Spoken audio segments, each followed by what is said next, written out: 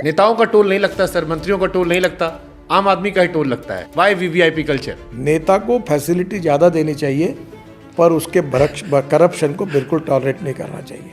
गडकरी जी की जो ये सबसे ज़्यादा काम करने वाली इमेज थी, ये जनता का प्यार थी या पीआर का असर थी? मंत्री बना और फिर Mumbai Pune express highway, Worli Bandra sea link project, और ससुर जी के घर पे बुलडोजर चलवा दिया। घर में डांट नहीं पड़ी आपको फिर? बड़ी डांट। कौन सा कांग्रेस का नेता था, विपक्ष का नेता, जिसने आपको प्रधानमंत्री बनाने की कोशिश की? कई लोग ये कह रहे थे गडकरी जी ने इस बार 240 सीट आई तब ये बात कही। मेरे को जो अच्छा लगता तो ये क्या आपके मन में आया तो जब ये घटना आपने शेयर की? जितने लिख रहे उनके पास जाके पूछो क्या है उनका। नमस्ते किया गया, आपके हाथ ऐसे, आपकी बॉडी लैंग्वेज को लेकर क्वेश्चन करते हैं। विश्वास है, वो जो फोटो आया था ना, हाँ, उसमें पहले वो मेरे पास आए, मैंने उनको नमस्कार किया। आपको संसदीय बोर्ड में जगह नहीं दी गई, केंद्रीय चुनाव समिति में नहीं रखा गया, आपको तकलीफ होती है? कार्यकर्ता कभी एक्स कार्यकर्ता नहीं। जब आप पार्टी प्रेसिडेंट थे तो आप अमित शाह जी को बहुत वेट कराते थे। गडकरी सर की फेवरेट हीरोइन कौन सी है? मैंने एक बार स्मृति ईरानी को कहा, वो सीरियल वगैरह में आती थी, बोला यार कुछ भी करो, एक दिन विद्या सिन्हा को मिला दो। आज इतना टोल लगा दिया है कि हर मिडिल क्लास का आदमी परेशान है। टोल तो धनवान लोगों से ले रहे। तो मतलब भविष्य में टोल खत्म नहीं होगा? बिल्कुल नहीं होगा। If you want good services you have to pay for it. Service, पैसा तो टोल का 5 स्टार वाला गया, फिर जो ये घटनाएं आती है वो कहते हैं कि सर्विस ढाबे वाली हो गई। सर ये व्यक्तिगत रूप से मैं इसके बारे में पॉलिसी डिसीजन करूंगा। ठीक है, मुझे भी आपकी बात पड़ गई, ये अन्यायपूर्ण है। आप लोग वन नेशन वन इलेक्शन की बात करते हैं, कई बार लोग कहते हैं कि वन टैक्स क्यों नहीं करे थे आप लोग, जीएसटी की तरह की हर स्टेट में, क्योंकि अलग अलग लूट मची पड़ी है। संभव नहीं है। 960 करोड़ की लागत से बना ये जो साउंड प्रूफ हाईवे था, दिल्ली मुंबई एक्सप्रेसवे को लेकर एक बड़ा सा गड्ढा जो है बीच में आ रहा है। एक गाड़ी हवा में उड़ने लगी, लोगों ने कहा अगर थोड़ा सा और उड़ती तो शायद टेक ऑफ कर जाती। आपने अगर वो वीडियो देखा हो? मैंने देखा, लोगों ने छाप दिया कि गडकरी बोल रहा है पेट्रोल डीजल हम समाप्त कर देंगे। तो ये आपने एक जगह कहा इतना टैक्स लगा दूंगा कि बेचना मुश्किल हो जाए। शुरुआत करनी है, मंत्रालय शुरू कर, इतनी सारी गाड़ियां, सबको इलेक्ट्रिक करवा दें। गवर्नमेंट इलेक्ट्रिक गाड़ियां खरीद रही तो है। सेंट्रल गवर्नमेंट के जितने डिपार्टमेंट हैं सब बदल रहे हैं। सब में पेट्रोल डीजल बदल जाएगा? हाँ बदल हो रहा है। कब तक? इसमें मैं नहीं फंसूंगा। फ्यूचर क्या है सर? अच्छा ही है। कौन सा, मतलब इथेनॉल का है, हाइड्रोजन का है, इलेक्ट्रिक का है? ये भी बहुत लोग सवाल पूछते हैं। कई जगह आवारा पशु आ जाते हैं हाईवे पे भी, और वो भी एक बड़ा इशू आता है। मैं खुद गया था, 4 बार मरते मरते बच गया। मैं अब किसी को छोड़ूंगा नहीं, क्योंकि इनके पाप की जिम्मेदारी तो मुझे लेनी पड़ती है। सबका बैंड बजाऊंगा अच्छी तरीके से, जिंदगी में नहीं भूल पाएंगे ऐसा बजाता हूं। ठीक। पवन सिंह जी से आपके रिश्ते हैं? बिहार में पुल गिरता आपको लोग टारगेट करते हैं। जिस पेड़ को फल लगते हैं उसी पे लोग पत्थर मारते हैं। हमें उसी का आनंद है कि हमारे पेड़ को फल लगे हैं, मारो पत्थर।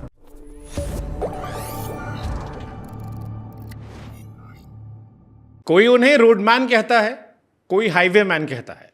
एक जमाने में बाल ठाकरे जी ने कहा था कि वो रोड करी है। वो एक ऐसे नेता है पॉलिटिक्स के जो अनफिल्टर्ड है। उनके बारे में मशहूर है कि जो दिल में है वो जुबान पर है। अब आपको कैसे लेना है वो आप देख लीजिए। साथ है Nitin Jairam Gadkari sir. Thank you. कैसे हैं सर आप? एकदम ठीक हूँ। मुझसे लोगों ने ये कहा कि गडकरी सर से सबसे पहला क्वेश्चन तो यही पूछेगा कि ये जो पॉलिटिक्स में अनफिल्टर्ड उनका होना है, ये क्यों है? मतलब सब डरते हैं नेता लोग, सवालों से डरता है, कोई बात रखने से डरता है। गडकरी साहब को क्यों डर नहीं लगता? मैं पॉलिटिशियन नहीं हूँ। मैं अक्सर इस बात पर विश्वास रखता हूँ कि politics is the instrument of socio economic reform. तो मैं सोशल वर्क को ही पॉलिटिक्स समझता हूँ। Power politics is not the only meaning of the politics. राजनीति का मतलब केवल सत्ताकरण नहीं है। राजनीति है लोकनीति, धर्मनीति और समाज नीति है।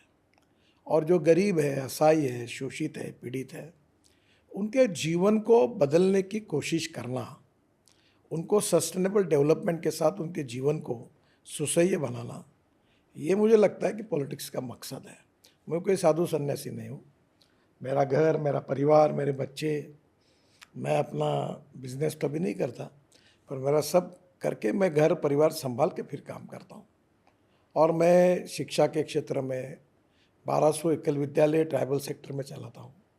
मैं हेल्थ सर्विसेज में मैंने 50,000 से ज़्यादा हार्ट के ऑपरेशन कर दिए, 900 लोगों को पैर लगा दिए।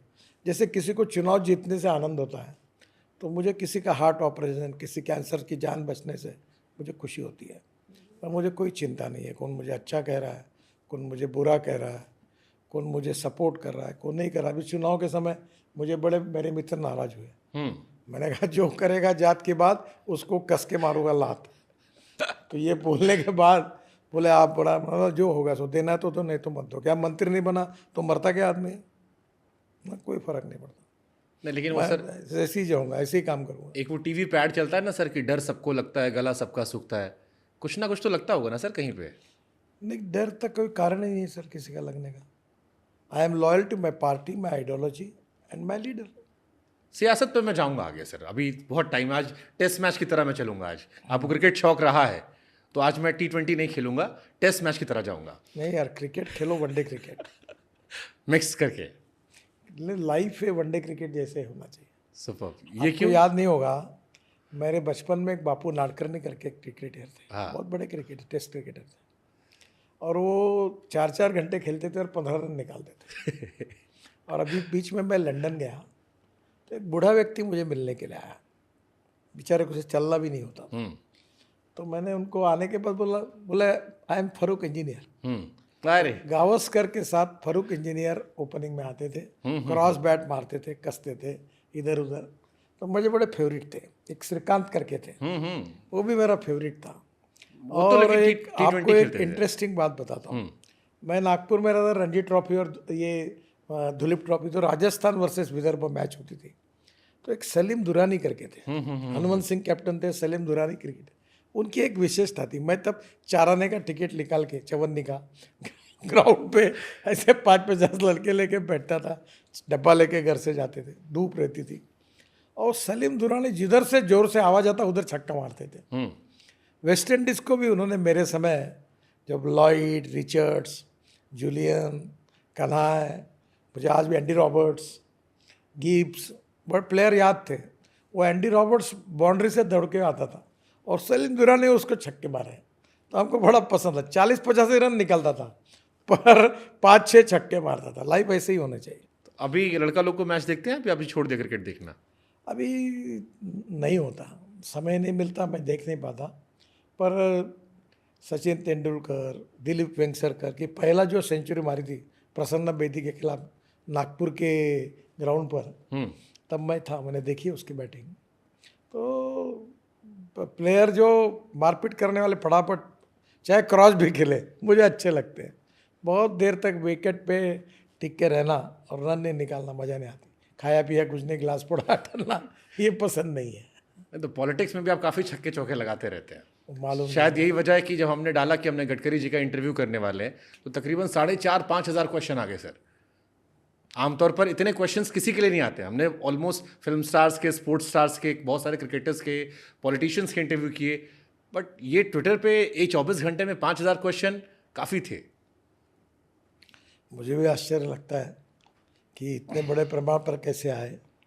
और एक बात तो जरूर है कि लोगों का प्रेम, लोगों का विश्वास, उनका समाधान, ये राजनीतिक नेता के लिए सबसे बड़ी पूंजी यही होती है कि लोग जब आपके प्रति प्रेम रखते हैं, विश्वास रखते हैं, that is to be a great satisfaction. वो मुझे कभी कभी दिखता है लोगों का प्रेम, तो मुझे बड़ा अच्छा लगता है। Do you believe in destiny sir?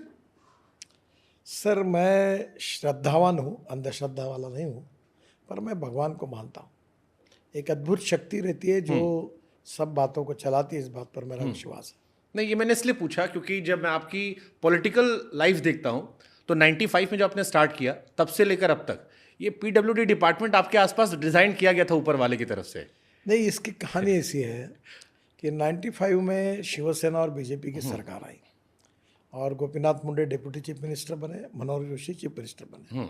और पहले मंत्रिमंडल में मैं नहीं था।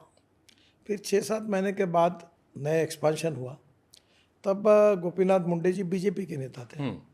तो मैं उनके पास गया तो उन्होंने कहा, नितिन मेरे पास 2 डिपार्टमेंट तुम्हारे लिए है, एक पावर है और दूसरा PWD है। उस समय एनरॉन का झमेला चल रहा था बहुत, एनरॉन को कैंसिल करना, ये करना।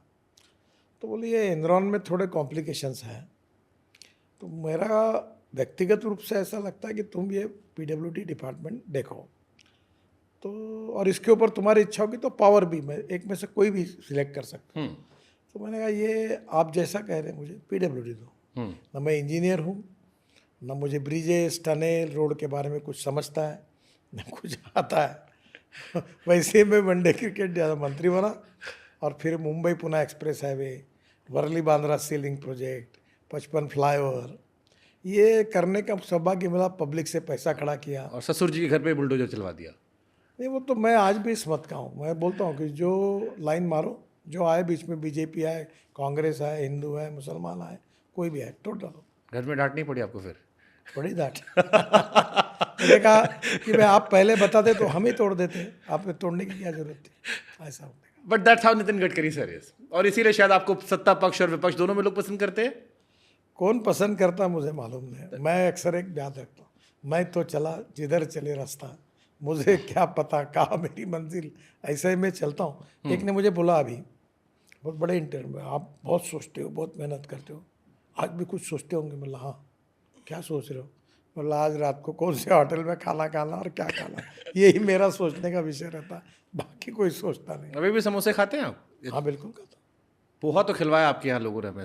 हम समोसे खाते हैं, समोसे का सूप बनाने लगे, संतरे का सूप बनता है, हमारे यहाँ 4 शेफ है, और मैं अलग अलग चीज़ें खाता हूँ रोज़, मुझे नई चीज़ चाहिए। आज सुबह ब्रेड पकौड़ा खाया था।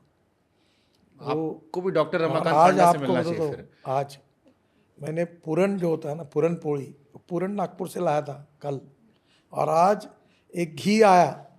वो घी इस ऐसे गाय का था कि जो काजू किशमिश पिस्ता और खजूर खाती थी, वो घी में डुबा डुबा के मैंने आज, मैं डायबिटिक हूँ पर आज मैंने पूरन पोड़ी खाई। नहीं, आपके मुंबई के एक डॉक्टर हैं, डॉक्टर रमाकांत पांडा, हार्ट, जिन्होंने लालू जी का, मनमोहन जी का, हमने उनका पॉडकास्ट किया, बहुत डरा दिया, सबने छोड़ दिया हमने।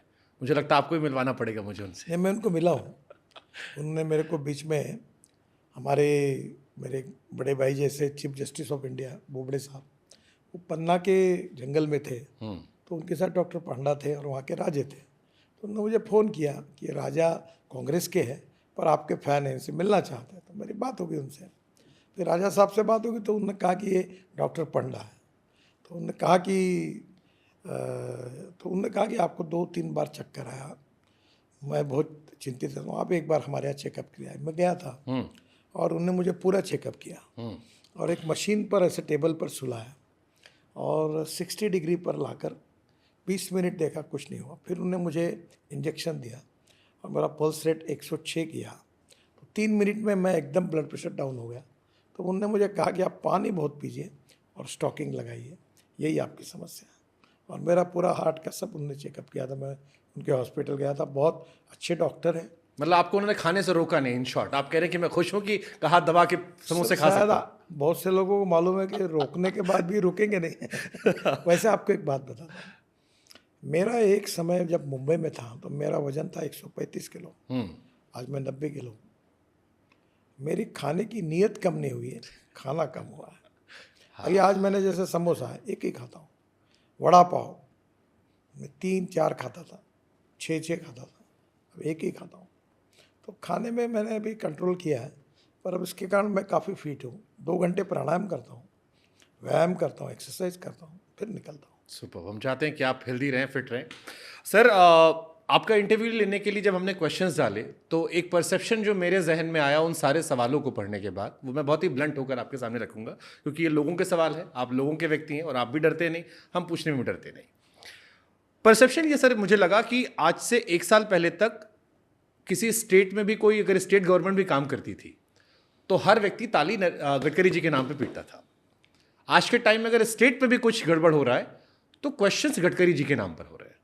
नंबर ऑफ सोशल मीडिया पे स्टोरीज गडकरी जी को लेकर ज़्यादा बढ़ रही है, टीवी चैनलों को आपसे ज़्यादा मुंह हो गया है, आपके नाम पे प्राइम टाइम में कई स्टोरीज कवर की जा रही है और बहुत सारे क्वेश्चंस किए जा रहे हैं।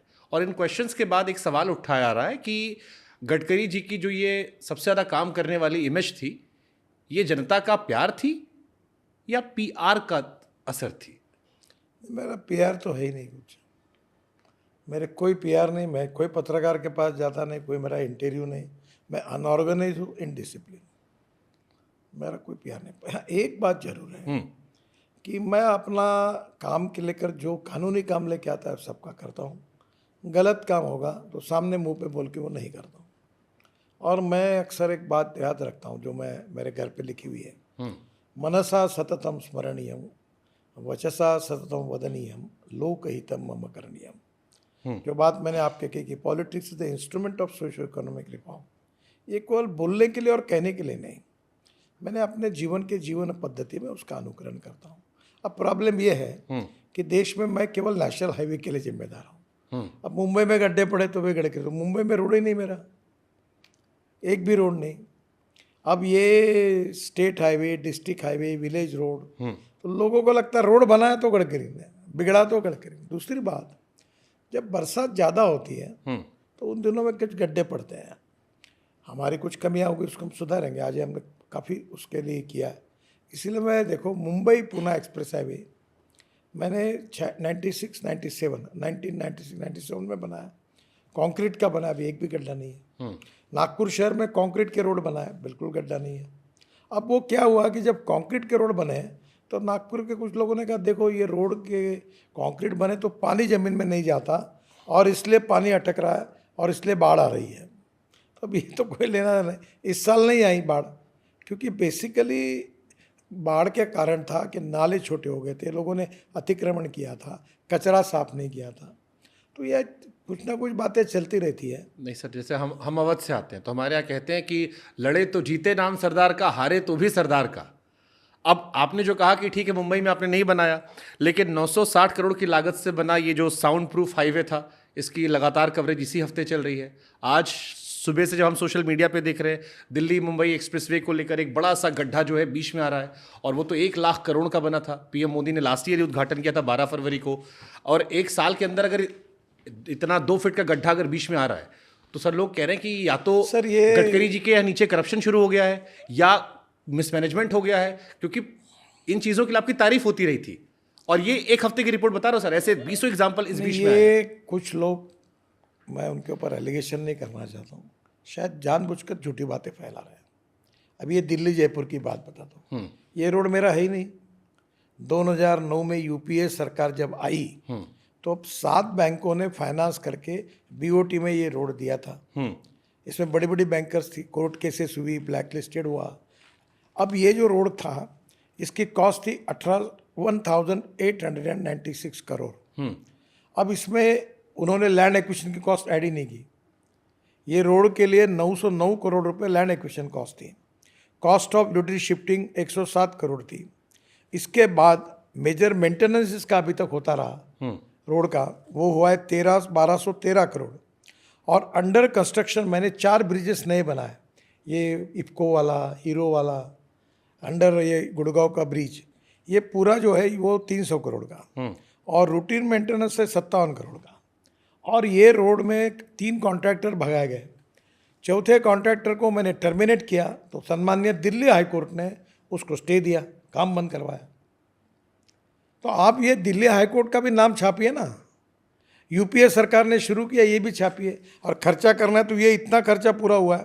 अब इसमें जो टोल हुआ है टोटल, ये टोटल कलेक्शन हुआ 8,350 करोड़, और गवर्नमेंट को शेयर मिला 5,111 करोड़, जो पूरा फाइनेंस मिनिस्ट्री में जमा होता है।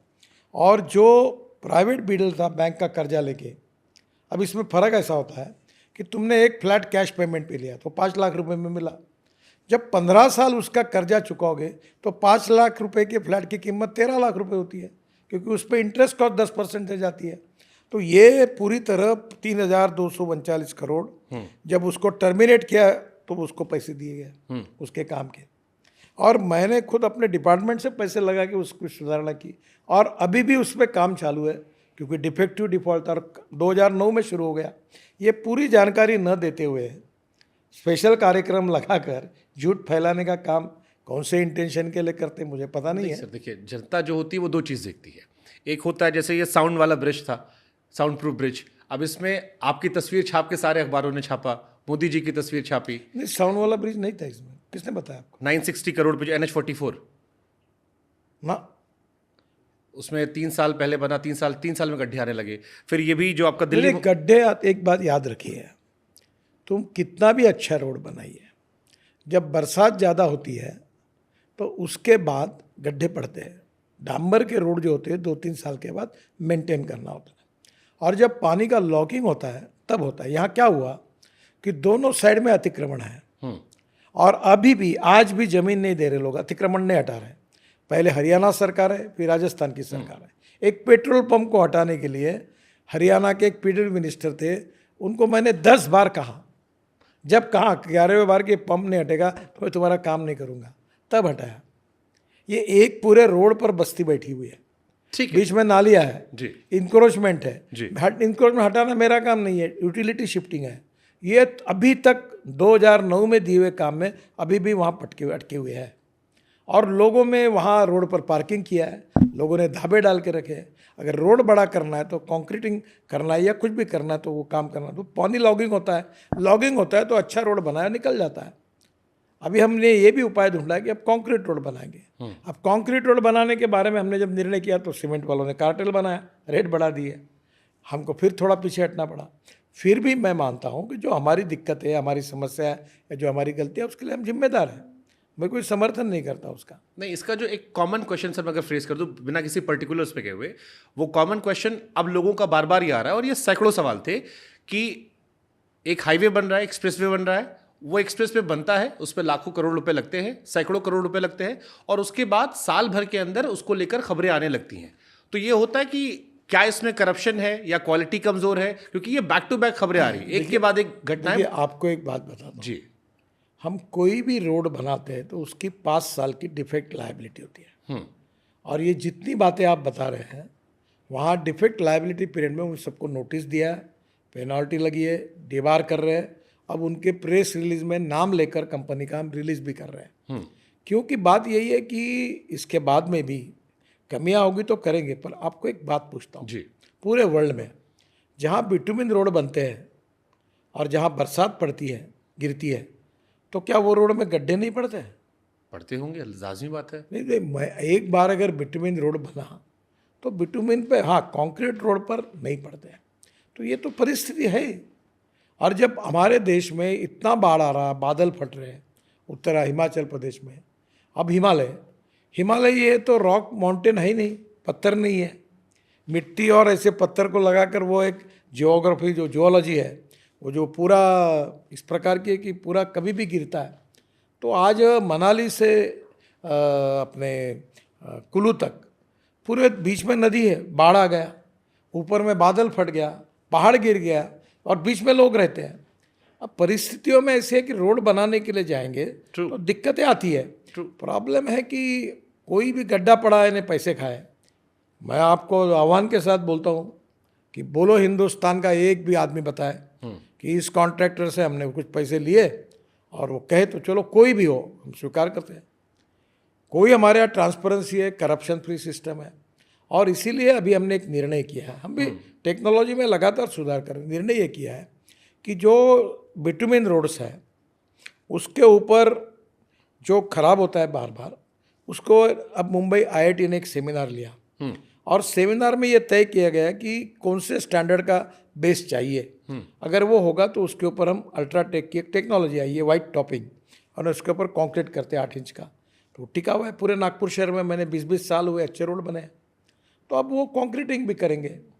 प्रॉब्लम क्या होता है कि जैसे जिसका जन्म होता है उसका मृत्यु होता है। ट्रू। तो मृत्यु हो गया तो क्या डॉक्टर को दोषी मानो? ऐसा थोड़ी होता है। अगर डॉक्टर ने गलत दवाई दी, गलत उपचार की तो बात सही है। लेकिन जन्म लेते ही अगर डॉक्टर गलत दवा दे दे, लड़का बीमार पड़ जाए, तब तो डॉक्टर साहब को लोग पकड़ते हैं पहली सर। बात तो बताइए कि मुझे गलत दवाई दी तो मैं बिटुमिन के बजाय किससे रोड बना था? बताइए आप मुझे बताइए। एग्रीगेट नहीं मिलते हैं, फ्लैश वाले फ्लैश देने वाले मना करते हैं, यूटिलिटी शिफ्टिंग में करते करते 2-2 साल चले जाते हैं। खैर, ये सब हमारी जिम्मेदारी है। बट गडकरी सर, मैं आपको जो समझाना चाह रहा हूँ, आपकी इमेज एक मैजिशियन की रही है। आप जब PWD मिनिस्टर बने, हमने एक मैजिशियन को देखा। हम सब 10 सालों तक एक मैजिशियन की बात कर रहे थे कि वो काम कर रहा है जो, जैसे एक खबर आई थी आपको लेके, 105 घंटे 33 मिनट में 75 किलोमीटर लंबी सड़क बना दी आपने। आपकी तारीफों से खबरें पटी थी। अब हम जब देख रहे हैं, एक खबर आती है कि गडकरी जी ने रोड बनाए, तेज चलती सड़कें, गाड़ियां तेज चलती हैं, एक गाड़ी हवा में उड़ने लगी, लोगों ने कहा अगर थोड़ा सा और उड़ती तो शायद टेक ऑफ कर जाती। आपने अगर वो वीडियो देखा हो? मैंने देखा है और उस कॉन्ट्रैक्टर पर कड़ी कार्रवाई की है। वो क्या होता है कि ये जब हमारा एग्रीगेट आता है, इसके ऊपर एक वाइब्रेटिंग रोलर घूमता है, और रोलर में अरेंजमेंट ऐसी होती है, रोलर होते बड़े, तो 60 टन का भी कॉम्पैक्शन करता है। तो ये क्या करते हैं बदमाशी, उसको घुमाकर वो 15 टन में 20 टन का करते हैं। तो उनका जो है पूरा कॉम्पेंसेशन नहीं होता। तो 6 इंच अगर उनने बचा है तो उतना मटेरियल बचता है, उसमें बदमाशी करते हैं। हम पूरे प्रकरणों को IIT रुड़की और सेंट्रल रिसोर्स इंस्पेक्शन के लिए भेज दिया हमने। पूरा चेकिंग करेंगे और गवर्नमेंट लेबॉर्ट्री से चेकिंग करेंगे। मैंने सुना कि एक कोई श्रीराम करके लेबॉर्ट्री को भेजा गया, आज ही मैंने कहा ये धंधा बंद करो। गवर्नमेंट जांच करेगी और जो जो हाथ में मिलेगा उसको रगड़ेंगे, हम किसी को नहीं छोड़ेंगे। सर यही पाएगा कि ये प्रक्रिया क्या बनते वक्त फॉलो नहीं हो सकती थी? आपको एक बात बता दूं, जी। तुम जितनी बातें कह रहे हो उसकी शुरुआत 25 जून के बाद हुई है और अब उसके इम्प्लेंट्स का अब कम होती गई है। ये पूरा जो बरसात के दिनों में जो हुआ है ये हुआ।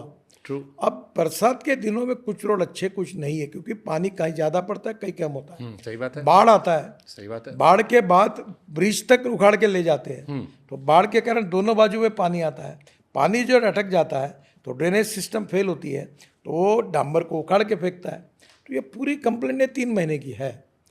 इसमें कुछ बातों में अगर टेक्निकली कुछ कमी आ रही है और कॉन्ट्रैक्टर ने गलत काम किया है तो सबके ऊपर कड़ी कार्रवाई करेंगे। अच्छा, एक पॉलिटिकल क्वेश्चन मेरे मन में आता है, क्या आपको लगता है कि आपके खिलाफ एक कैंपेन भी चल रहा है अनसेट तरीके से? क्योंकि ये खबरें बहुत तेज हाईलाइट हो रही है और ये जो आपके बहुत समर्थक रहे हैं, या माउथ ऑफ वर्ड की बात करो, आई डोंट नो आपकी टीम आप तक कितना पहुंचाती है, बट माउथ ऑफ वर्ड में जो आपकी तारीफों से पटा कमेंट सेक्शन होता था वो सवालों से पटा कमेंट सेक्शन आ गया है। ये संयोग हो सकता है या प्रयोग हो सकता है? देखो, अभी एक मेरे पास लिस्ट है कि ये रोड के बारे में टोटल हमारे पास जो हमने टोटल इंस्पेक्शन किया है 2 हफ्ते में 50,000 किलोमीटर का इंस्पेक्शन किया है। 12,000 डिफेक्ट मिले हैं। हाँ, 30 करोड़ रुपए की हमने पेनल्टी दी है और दीवार भी कॉन्ट्रैक्टर को और अथॉरिटी इंजीनियर को किया है और टर्मिनेशन में साइट इंचार्ज है उनके ऊपर भी कार्रवाई की है और 12,000 डिफेक्ट में से लगभग 8,500 डिफेक्ट हमने इम्प्रूव भी किए हैं।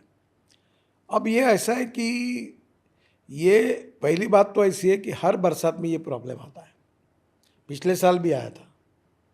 जिन राज्यों में ज़्यादा बरसात होती है 3 महीने में आता है, पर इसका मतलब ये नहीं है कि सब प्रॉब्लम बरसात के हैं। सब प्रॉब्लम कितनी भी बरसात है तो क्वालिटी की भी है, हम उनको जांच रहे हैं। बरसात के प्रॉब्लम अच्छा रोड बनाने के बाद जो उसका भी इंस्पेक्शन कर रहे हैं। IIT की टीम और ये लगा के करेगी। जो जो कॉन्ट्रैक्टर का काम ठीक नहीं होगा उसको पूरी तरह कार्रवाई करेंगे, दीवार भी कर देंगे, उसको टेंडर नहीं भरने देंगे, उसकी बैंक गारंटी जब्त करेंगे, अधिकारियों को सस्पेंड करेंगे, पूरी कार्रवाई करेंगे। बट जैसे गडकरी बार बार कहते हैं कि कोई एक आदमी आ जाए जिसने मुझसे कहा कि मैंने उससे पैसे लिए हों या करप्शन किया हो, ये आप बार हर बार सीना ठोक के कहते हैं और आप पर कोई क्वेश्चन नहीं करता। तो खाया ही नहीं तो मैं कैसे डरूंगा? एग्जैक्टली। बट अगर आपके नीचे वाले डिपार्टमेंट में, जैसे आप कह रहे हैं कि कॉन्ट्रैक्टर अब आप चेक करेंगे जब ये घटनाएं बैक टू बैक आ रही है साल भर के अंदर, सो डू यू बिलीव कुछ चेंज करने की जरूरत है? क्योंकि बैक टू बैक एक साल में घटनाएं, जो आप खुद कह रहे हैं कि अब हम जांच करें। आप एक बात बताइए कि जैसे आपने कोई मशीन खरीदी की तो 5 साल की वारंटी होती है, तो रोड बनाने में 5 साल की वारंटी है ही। अभी ये वारंटी हम 10 साल की कर रहे हैं ताकि रोड बनाने के बाद 10 साल मेंटेन भी वही करेगा और गारंटी वही लेगा। अगर वो गड़बड़ करेगा तो 10 साल में उसका नुकसान बढ़ेगा। तो हम सुधार कर रहे हैं नियमों में, 5 साल के बजाय 10 साल कर रहे हैं। ठीक है। दूसरी बात, वाइट टॉपिंग कंक्रीटिंग कर रहे हैं। प्रॉब्लम क्या होता है मैं आपको बताता हूँ। आउट ऑफ बॉक्स नई टेक्नोलॉजी को लेने के लिए सरकार को एक मंत्री नहीं चला था। NHAI अलग बॉडी है, सेक्रेटरी वाले मिनिस्ट्री की अलग बॉडी है, फिर उसका DG है, उसका टेक्निकल डायरेक्टर है, फिर टेक्निकल डायरेक्टर रिपोर्ट बनते हैं। अच्छा, उनके रिपोर्ट नहीं आया तो गडकरी ने अपने मन से निर्णय किया, इसके कारण हुआ करके नया क्वेश्चन तैयार होता है। पूरे सिस्टम को कन्विंस करते करते भी समय लगता है, पर मैं ये मानता हूँ ये मेरी जिम्मेदारी है, मैं उनको दोष नहीं देता और मैं रगड़ूंगा सबको। अगर दोष होंगे तो किसी को बर्दाश्त छोड़ूंगा नहीं और निश्चित रूप से इसके ऊपर कड़ी कार्रवाई करूँगा। ठीक है। एक और सर, मुंबई नागपुर समृद्धि एक्सप्रेसवे, अब मैं कल आपको लेकर अखबारों पढ़ रहा था, एक किसी अखबार ने उसको किलर एक्सप्रेसवे लिखा क्योंकि उसमें जो डेटा निकला वो दिसंबर 2022 से जुलाई 2023 के बीच में तकरीबन 600 से अधिक दुर्घटनाएं हो गई, 88 से ऊपर की मौत हो गई और ये बहुत चर्चा में रहा। जो लोग करते हो आप क्यों कर रहे हो? जो लोग करते हो आप क्यों कर रहे हो? आपको मालूम है क्या, ये रोड मेरा नहीं है, ये महाराष्ट्र सरकार ने बनाया हुआ रोड है। ओके। अब तुम ये तो आज जो अभी बोल रहे थे कि लड़का बलते का ही है और माँ बाप बलते को पकड़ कर उसको आप पकड़ोगे सजा दोगे तो नहीं, कैसे ये होगा? क्वेश्चन मैंने इसलिए रखा सर क्योंकि जो इंडिया में लास्ट 5 ईयर का डेटा है एक्सीडेंट का, इसलिए अच्छा किया आपने क्वेश्चन रखा। समृद्धि महामार्ग से मेरा कोई लेना देना नहीं। चलिए समृद्धि महामार्ग ये महाराष्ट्र सरकार ने बनाया है, ये उनका रोड है। ठीक है, बट इंडिया में ये ऐसे ही होता है। ठीक है, अच्छी कुछ- बात है। कुछ बिल ये मेरे भी नाम से ऐसे फुकट के बात अच्छी बात, आज हम बहुत सारे मिसकंसेप्शन भी दूर करेंगे, बट एक डेटा जो टोटल इंडिया का है वो ये है कि लास्ट 5 ईयर में 2023 में जो डेथ रोड एक्सीडेंट है इंडिया में, उसमें कुछ आपके स्टेट्स होंगे, कुछ नेशनल हाईवे पे होगा, कुछ स्टेट हाईवे का होगा, वो बहुत बढ़ता जा रहा है। तो ये तो एक कंसर्न सर ओवरऑल होगा ना कि कैसे इसको रोक सकते हैं हम। सर पहली बात तो ऐसी है कि हमारे देश में ये बिल्कुल सच्चाई है कि 5 लाख एक्सीडेंट होते हैं और 1,68,000 मौतें होती है। और जो मरने वाले लोग हैं वो 18 से 34 एज ग्रुप में 60% है। दूसरी बात, NHI के ऊपर करीब 40 से 45% हमारे रोड पर एक्सीडेंट होते हैं, लोग मरते हैं, बाकी स्टेट हाईवे है। तीसरी बात, इसमें 4 बातें प्रमुख है। ऑटोमोबाइल इंजीनियरिंग, हमने भारत एनकैम, स्टार रेटिंग, 6 एयरबैग सब अच्छी तरह किया। अब गाड़ियों को हमने अच्छा बनाया, बस का कोड नया बना दिया। ये बस में हथौड़ा लेके जो बड़ा बनाते ना, वो भी बंद हो जाएगा। अब दूसरी बात है रोड इंजीनियरिंग। हमारे DPR वाले, मैं 10 साल से, अभी मैं बाहर बोल नहीं सकता, 10 साल से मैं हमारे हर सेक्रेटरी को, हर इसको बोलता हूँ कि ये गलत हो रहा है, ये सुधारना है हमको। वो ऑर्डर ही नहीं निकालते, वो लोएस्ट वाला स्वीकारते। मैंने बोला आपका हार्ट का ऑपरेशन करना है तो क्या आप टेंडर निकाल के कोई आदमी के पास जाओगे क्या? होटल में जाना है तो आप अच्छे रेस्टोरेंट में जाते हो, ये क्यों नहीं करते? अब भी हमने वो करते करते पीछे लगते हुए 10 साल लगे। अब हमने एक DPR बनाने की गलतियाँ हमारी है। हमारे यहाँ कम से कम 34,000 ब्लैक स्पॉट्स हैं। अभी हमने करीब 9-10 हज़ार ब्लैक स्पॉट्स इम्प्रूव किए जो एक्सीडेंटल स्पॉट थे। अब हमने बड़े प्रमाण पर जो स्पॉट्स है, जैसे कहीं अंडरपास चाहिए, कहीं ब्रिज चाहिए, तो ये UPA सरकार में क्या हुआ कि प्रोजेक्ट की वायबिलिटी बढ़ाने के लिए ये इन्होंने इस प्रकार के काट दिए, उससे नुकसान हुआ। मैं उसको दोष नहीं देता, हम उसको रेक्टिफाई कर रहे हैं। सब ब्लैक स्पॉट्स को इम्प्रूव करेंगे। केवल ब्लैक स्पॉट्स को नहीं, जो लैंडस्लाइड्स हो रही वो भी स्पॉट हमने निकाले, वो भी हम वर्ल्ड की बेस्ट टेक्नोलॉजी का उपयोग करके उसको भी सुधारेंगे। और जैसे बद्रीनाथ केदारनाथ है, 4 धाम, 750 करोड़ हो गए, 150 करोड़ करना है। अब वहाँ हम लोग रोड के बजाय कोशिश करेंगे कि पहाड़ के बाजू से वाइडक्ट ले जा सकते हैं क्या, या अंदर से टनल बनाने की ज़रूरत है क्या रोड के बीच में हम सीमेंट कंक्रीट की ऐसी आर्टिफिशियल टनल बना सकते हैं क्या, जैसे द्वारका एक्सप्रेस हाईवे में एयरपोर्ट तक जाने के लिए हमने बनाई है। तो अब धीरे धीरे हम लोग सभी टेक्नोलॉजी का उपयोग करके कर रहे हैं। पर एक बात मैं पूछना चाहता हूँ, रेड सिग्नल लगा तो रुकना चाहिए, लेन डिसिप्लिन का पालन करना चाहिए। हेलमेट न पहनने से 30,000 लोग मर गए, उन्होंने हेलमेट नहीं पहने। क्या ये जो बातें हो रही, विशेष रूप ड्राइविंग लाइसेंस कैसे लाते हैं? RTO में जाके परीक्षा पास करके लाते क्या? मैं अगर ये मीडिया वालों को भी पूछूं, तुमको जुगाड़ ड्राइविंग लाइसेंस कैसे मिला है? तो प्रॉब्लम ये है कि ये जो ह्यूमन बिहेवियर है, कानून के प्रति डर भी नहीं और सम्मान में नहीं है, हमारी बहुत बड़ी समस्या है। मेरी भी जिम्मेदारी है, मैं टालता नहीं। देखो, पहली बात मैं कहता हूँ कि मैं कोशिश करने के बाद में लोगों की जान नहीं बचा सका, ये मैं स्वीकार करता हूँ।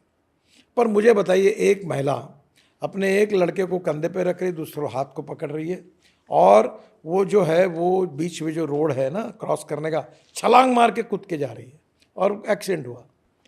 तब मैंने अभी हमारे लोगों को कहा कि हिंदुस्तान की जनता ये ओलंपिक स्टैंडर्ड के प्लेयर है छलांग मारने में, अब ऐसा बीच में करो खड़ा कि छलांग मार के भी नहीं जा सके तो ही रुकेंगे। नहीं, बट जैसे कई जगह सर जो आवारा पशु होते हैं, ये भी एक बड़ा कॉमन क्वेश्चन था कि कई जगह आवारा पशु आते हैं हाईवे पे भी, और वो भी एक बड़ा इशू आता है। ट्रक ड्राइवर्स को लेके था कि वो लेन, आपको बताता हूँ, ग्वालियर से झांसी का रास्ता है, मैं खुद गया था, 4 बार मरते मरते बच गया। वहाँ पूरे लोग रात को ये बीच में पूरे अपने जानवरों को रोड पर छोड़ देते हैं। मैंने पुलिस को, SP को डांटा, तो तुम क्या करते हो? राज्य सरकार को लिखा, क्योंकि जानवर रोकना तो मेरा काम नहीं है। आपके लिए तो पूरा रोड भी खाली मैं 4 बार मरते मरते बड़ा बच्चा रात को जा रहा था, और पूरे सब ऐसे रात को स्पीड में, रोड अच्छा बन गया, 120 किलोमीटर की स्पीड से गाड़ी जा रही है और बीच में आ गई गाय भैंस। तो प्रॉब्लम यह है कि जब तक जनता का भी सहयोग नहीं मिलेगा, कानून के प्रति डर और सम्मान और कानून का मैं पालन करूंगा, ये तब जनता में ये जिस प्रकार का ह्यूमन बिहेवियर में चेंज नहीं होगा तब तक पूरी सफलता इसके लिए आपकी साइड से क्या एफर्ट्स किए गए? रोज कार्यक्रम कर रहे एनजीओ को, इंस्टीट्यूशंस को। अमिताभ बच्चन और मैंने वो बड़ा कार्यक्रम किया एक चैनल पे, सब लोगों को कह रहे हैं। चलिए, इस बार अमिताभ बच्चन याद थे, वरना हमने सुना था एक बार कॉल आया था आपको, आप शायद पहचान ही नहीं पाए थे कि अमिताभ बच्चन साहब है वो। हमने सब काफ़ी लोग, अक्षय कुमार ने एडवर्टाइज कैंपेन किया, ये अपने त्रिपाठी करके पंकज जी, पंकज त्रिपाठी, सबका हमने पॉडकास्ट, उन्होंने भी किया, तो काफ़ी लोग मदद कर रहे ये भी किस्सा सच है ना सर? अमिताभ बच्चन जी ने तारीफ की थी आपकी एक बार मुंबई में और आपने फोन पे पहचाना नहीं था। हैं। सर आप एक बात बताइए, मुंबई पुणे हाईवे पे अभी भी एक गड्ढा नहीं पड़ा बरसात में, जब में सबसे ज़्यादा बरसात कोकण में होती है। तो फिर तो तुम ये, अब देखिए, आप क्वेश्चन दे रहे हैं मुझे। नहीं, तुम कोई सोशल मीडिया में ये नहीं लिखते कि गडकरी ने 25 साल बनाए हुए रोड पर एक भी गड्ढा नहीं। तो यही तो हुआ ना, जहां पे तारीफ थी वहां तारीफ, लड़े तो जीते नाम सरदार का। अब जहां आज जो खबर आई 2 फीट का गड्ढा दिख रहा है, तो वो क्वेश्चन भी फिर आपका, अमिताभ बच्चन जी की तारीफ भी आपकी, 2 फीट गड्ढा भी आपका। सर वो गड्ढा सही है और उसमें आपने मेरे ऊपर टिक्का टिप्पणी कोई तो गलत नहीं। कॉन्ट्रैक्टर ने क्या किया, वो गड्ढा क्यों था, वो कुआं था, और कुएं के बीच में जब रोड बनता है तो कुएं को रेती पत्थर, उसका एक ये फार्मूला है, वो तय करके भरना चाहिए था। वो कॉन्ट्रैक्टर ने क्या किया, पूरी मिट्टी भर दी।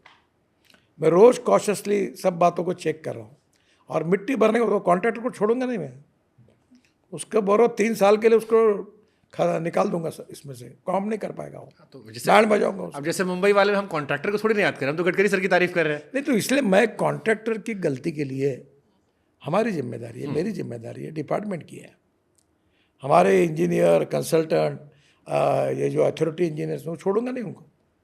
अच्छा, एक परसेप्शन मेरे, जैसे मेरे मन में कई बार आता है, आपने स्पीड अप बहुत किया है, हाईवे बनने की जो रफ्तार है काफ़ी तेज़ हो गई है। कई बार ये, क्योंकि बैक टू बैक जो घटनाएं आती हैं, क्या इसकी वजह से भी क्वालिटी पर फर्क पड़ सकता हुआ होगा? क्योंकि स्पीड बहुत हो गई, एक डेटा आता है कि इतने समय में इतना हमने हाईवे बना दिया। सर एक बात है कि पहली बात, रोड की कंस्ट्रक्शन में क्वालिटी में जो टेक्नोलॉजी है, टेक्निक्स है, उसको पालन करना, एग्रीगेट और बाकी सब में कितनी लेवल रखना, कॉम्पैक्शन कैसा करना। और दूसरी बात ये भी सत्य है, जो मैं अपनी जिम्मेदारी नहीं टाल रहा हूँ, जहाँ ज़्यादा बरसात होती है एवरेज से ज़्यादा, वहाँ रोड उखड़ जाते हैं, पुल बह जाते हैं। इसका मतलब पुल कंक्रीट के बने वो कमज़ोर बने, ऐसा नहीं होता, ये होता है, ये एक्सीडेंट्स हैं। तो दोनों बातों के लिए मैं ये मानता हूँ कि हम उनमें से सीखें और जो जो कमियाँ उसको सुधारें। कितनी भी बरसात आए, कितनी भी बड़ा बाढ़ आए, तो भी हमारा ब्रिज टिकना चाहिए, हमारे रोड टिकने चाहिए। रोड के बाजू में जो हमारी नालियाँ है, जिसमें ड्रेनेज पानी बहना चाहिए, मैं अनेक हमारे पीडीआरओ को बोलता कि एक भी बताओ कहाँ पानी बह रहा, तो वो बोलते कारपोरेशन का काम है, नगर परिषद का काम है। मतलब बनाया तुमने ड्रेनेज है, उनका कैसे काम है? तो कुछ बार जो लोग इस प्रकार से ओनरशिप नहीं है, काम नहीं कर रहे हैं, और जो इसके लिए जिम्मेदार है, उनका परफॉर्मेंस ऑडिट करेंगे। और कुछ लोगों को हम ज़बरदस्ती रिटायर कर रहे हैं अभी, जो कोई काम के नहीं, वर्मी कल्चर बनाने के भी लायक नहीं है, उनको हटा लेंगे। कुछ लोगों को कार्रवाई करके पकड़ेंगे, उनको सस्पेंड करेंगे। मैं अब किसी को छोड़ूंगा नहीं, क्योंकि इनके पाप की जिम्मेदारी तो मुझे लेनी पड़ती है, क्योंकि मैं मंत्री हूँ। मैं उनको कुछ छोड़ूंगा, सही बात। और कॉन्ट्रैक्टर को भी नहीं छोड़ूंगा, और अथॉरिटी इंजीनियर को, सबका बैंड बजाऊंगा अच्छी तरीके से, जिंदगी में नहीं भूल पाएंगे, ऐसा बजा दूँ। ठीक है, तो हम इस टॉपिक से अगले टॉपिक चलते हैं। एक बड़ा कॉमन क्वेश्चन सर आता है, जो आजकल आपको लेके सबसे ज़्यादा सोशल मीडिया पे 4000 में 2 से 2500 कमेंट तो इसी टॉपिक के आसपास चल रहे थे। वो है कि गडकरी साहब खुद लोअर मिडिल क्लास फैमिली से उठे, बड़ा नाम कर लिया, लेकिन आज इतना टोल लगा दिया है कि हर मिडिल क्लास का आदमी परेशान है। और ये आपको लेके धीरे धीरे एक चर्चा का विषय बन गया है। एक चर्चा जो आपने भी देखी हुई, कई सारे टीवी चैनलों ने कवर की, कि अगर किसी की कॉस्ट निकल आ रही है तो उसके बाद क्या। बट एक कॉमन परसेप्शन ये है कि गडकरी साहब सेंट्रल गवर्नमेंट के लिए मनी मेकिंग मशीन बन गए हैं, और उसका सारा बिल जो है वो हिंदी पट्टी के जो बोलने वाले लोग हैं, नॉर्थ ईस्ट का नाम लेकर उन पर डाल दिया है कि तुम अपना देखो, हमको मतलब नहीं है। देखिए मैं आपको बताता हूँ, मैं 3 लाख करोड़ के रोड नॉर्थ ईस्ट में बना रहा हूँ, कुछ बन गए। ब्रह्मपुत्रा पर 7-8 ब्रिजेस बना रहा हूँ। मैं उत्तराखंड, हिमाचल, कश्मीर में 2 लाख करोड़ के रोड बना रहा हूँ, बड़ी बड़ी। केवल जम्मू से श्रीनगर में 18 टनल बन गई सब। फिर मैं उत्तराखंड, हिमाचल में बना रहा हूँ, टनल बना रहा हूँ, रोड बना रहा हूँ, बहुत कठिन है। मैं देखिए, टोल कहाँ से मिलता है? जहाँ इकोनॉमिक ग्रोथ है, जहाँ ग्रोथ रेट ज़्यादा है, वहाँ पर कैपिटा इनकम ज़्यादा है, वहाँ ऑटोमोबाइल गाड़ियाँ है, वही टोल मिलता है। आंध्र, कर्नाटक, तमिलनाडु, महाराष्ट्र, गुजरात, राजस्थान और दिल्ली, पंजाब, हरियाणा, यहाँ से टोल मिलता है। उत्तर प्रदेश, बिहार में उतना टोल नहीं मिलता। उतना टोल नॉर्थ ईस्ट में नहीं मिलता, उतना टोल झारखंड में नहीं मिलता, उड़ीसा में कुछ भाग में मिलता, कुछ जगह ट्राइबल है। मुझे बताओ, मैं जहाँ विकास हुआ नहीं हुआ है वहाँ भी रोड बना रहा हूँ, 4 लेनिंग एक्सप्रेस हाईवे। अब मुझे बात बताइए कि टोटल हमारी लेंथ है 1,48,000 किलोमीटर और इसमें से हमारे टोलिंग पर केवल 48,000 किलोमीटर टोलिंग होता है, बाकी तो वैसे ही है। अब ये रोड जो है इसके ऊपर मेंटेनेंस करना, खर्चा करना, ये तो हमको करना ही पड़ता है। दूसरी बात, ये जो बड़ी बड़ी टनल बन रही है, अभी ये झोजिला टनल, ये 12,000 करोड़ की हम 6,000 करोड़ में बना रहे, 5,500 करोड़ में पैसा बचाया हमने। अब मुझे बताओ वहाँ कहाँ ट्रैफिक है? ट्रैफिक बहुत कम है, पर इलाज नहीं, 6 महीने बंद रहता था एरिया, क्योंकि रोड चलता ही नहीं था। प्याज, सब्जियाँ, दूध मिलता नहीं था, गैस नहीं जाता था। क्या उनके लिए करना नहीं चाहिए? और अगर ये करेंगे तो ये इकोनॉमिकली नॉन नोएबल प्रोजेक्ट है। तो अगर हम यहाँ से कुछ पैसे मिलते हैं तो पहली बात तो टोल का पैसा जो आता है वो पूरा हमारा सेंट्रल किटी में जाता है। सेंट्रल किटी में फाइनेंस मिनिस्ट्री के पास, और फाइनेंस मिनिस्ट्री बजट को लेकर फिर हमको बड़ा करो पैसा देती है। एकदम सही क्वेश्चन पूछा था मैंने कि जो लोगों ने कहा कि गडकरी जी सेंट्रल गवर्नमेंट के लिए मनी मेकिंग मशीन बन गए। सर मैं आपको एक प्रश्न पूछता हूँ। आज ही मैंने एक 5 स्टार होटल में था, तो उसने प्रश्न पूछा कि तुम टोल लगाते हो। मैंने बोला तुम एक काम करो, तुम ये 5 स्टार होटल में आज कार्यक्रम क्यों लिया? रामलीला मैदान का ऑप्शन था ना। आप चाय पीते टपरी वाला, तुम एक चेयर और मैं एक चेयर लेके मेरा इंटरव्यू होता, फोकट में कार्यक्रम होता। If you want good services you have to pay for it. ये माइक क्यों अच्छे लगाए तुमने? है ना मार्केट में डुप्लीकेट मिलते ना, क्यों नहीं लगाए? Valid point. तुम्हारा क्वालिटी चाहिए। अब मैं आपको बताता हूँ, दिल्ली से मुंबई से पुणे जाने के लिए 9 घंटे लगते हैं, अब 2 घंटे लग रहे हैं, तो 7 घंटे का फ्यूल बचा, समय बचा। अब तुम्हारा फ्यूल बचा तो मैं पूरे देश में बजट से, अभी मुंबई में वर्ली बांद्रा जिंदगी में नहीं बनता, 55 उड्डान पुल भी नहीं बनते, हर साल में एक ब्रिज बना नहीं पाता, क्योंकि पैसे नहीं है सरकार के पास। जब मैंने पब्लिक प्राइवेट इन्वेस्टमेंट लाई, मैं उनको 8.05% इंटरेस्ट दे रहा हूँ, पैसे वापस कर रहा हूँ उनके, वो डाल के बना रहा हूँ, पर उसमें जनता का नुकसान नहीं है। अभी दिल्ली से देहरादून जनवरी से 2 घंटे में होगा। अभी कितना लगता है? 9 घंटा लगता है। 7 घंटे पेट्रोल डीजल कम चलेगा, बचत नहीं होगी। दिल्ली से अमृतसर 12 घंटे लगते थे, 4 घंटे में होगा। दिल्ली से कटरा 12 घंटे लगते थे, 14 घंटे, अब 4 घंटे में होगा, 6 घंटे में होगा। मुझे बताइए, बंगलोर से मैसूर 3.5 घंटे लगते थे, 1 घंटा 10 मिनट में हो गया। अब बेंगलोर से चेन्नई 5 घंटे लगते थे, 2 घंटे में होगा। दिल्ली से जयपुर 5 घंटे लगते थे, अब एक्सप्रेस हाईवे से आप जाओगे 2-2.25 घंटे में पहुंच जाएंगे। जब आपका समय बचता है तो आपका फ्यूल भी बचता है, वैलिड, फिर आपका टाइम भी बचता है। 100%। और एक बात मैं आपको बताता हूँ, देखो एक बात याद रखना, मेरे पास एक ऑप्शन है कि बजट नहीं है तो मत बनाओ, तो फिर ट्रैफिक जाम अभी इतना हो रहा है। मैं दिल्ली के आजू बाजू में 65,000 करोड़ का काम कर रहा हूँ, ये पूरा पब्लिक प्राइवेट में से है। अगर मैं नहीं करूँ, मैं अगर पेरिफेरल रिंग रोड नहीं बनाता तो आप मेरे घर पे नहीं आ सकते थे। ये धौला कुआं में ट्रक ऐसे एक के पीछे पूरा ट्रैफिक जाम रहता था। ये पूरे आज भी गुड़गांव के जाने वाले रोड पर गाड़ियों की लगातार ट्रक बंद हो गई। क्यों? क्योंकि पेरिफेरल रोड बना है दिल्ली के बाहर का।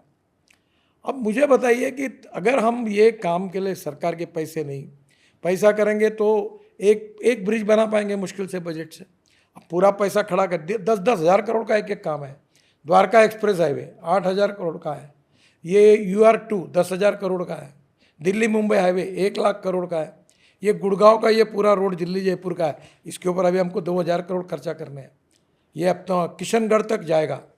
ये पैसा कहाँ से आएगा? तो जैसे मान लीजिए कोई 2,000 करोड़ में बना था, एक हाईवे आपने 2,000 करोड़ में बनाया, अब अगर उसने 15,000 या 20,000 करोड़ कमा लिए तो या तो आप थोड़ा टैक्स कम कर सकते हैं, ये लोग कहते हैं। सर पहली बात तो आपकी गलतफहमी है।